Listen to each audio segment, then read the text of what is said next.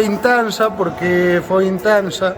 Isto era moi importante para a comarca e sobre todo para os agricultores. Pois por fin continuamos co regadío. Nada, pedimos que a xente que siga anotando as fincas, porque canto máis anote, mellor vai ser para todos. E moitas gracias a todos.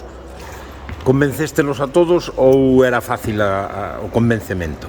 Non era fácil, eu creo que ao final os que máis en tensión estábamos eran os presidentes e agora mismo, pois, bueno, acabamos de aprobar o regadío e implica que os presidentes temos que seguir traballando duramente, pero creo que a comarca o merece e, bueno, pois seguiremos buscando fondos para que salga o máis barato posible.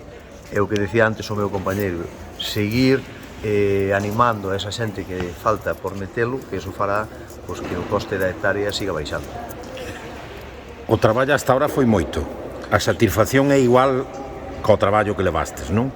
Sí, claro, despois de hoxe a satisfacción é moi grande, porque despois de todo o traballo que levamos os presidentes en arreglar papeles e demais, pois levar a cabo este regadío terá un antes e un despois aquí na línea.